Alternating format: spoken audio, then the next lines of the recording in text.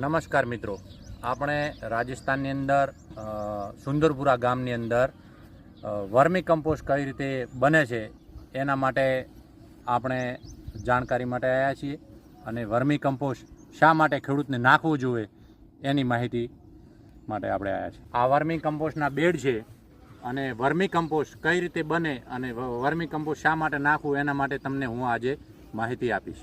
આ કાચું છાણ છે અને આ છાણની અંદર, તાજા છાણની અંદર મિથેન નામનો ગેસ હોય છે, જેથી કરીને પાણી છાંટી અને આની અંદર ગેસ કાઢવામાં આવે છે. અને છાણ ઠંડુ થયા પછી આવા બેડ બનાવવાના આવે છે. બેડ બનાવ્યા પછી આપણે અળસિયા નાખવાની અંદર અળસિયા મૂકવામાં આવે છે. અળસિયા મૂક્યા પછી 60 દિવસ પછી આ વર્મી કમ્પોસ્ટ તૈયાર થાય છે. આવા બેડ બનાવ્યા પછી આપણે જેવું વાતાવરણ એ પ્રમાણે પાણી છાંટવામાં આવે છે. ઉનાળાની અંદર રોજ છાંટવામાં આવે છે અને ચોમાસાની અંદર 2-4 દિવસ પછી પાણી છાંટવામાં આવે છે. 60 દિવસ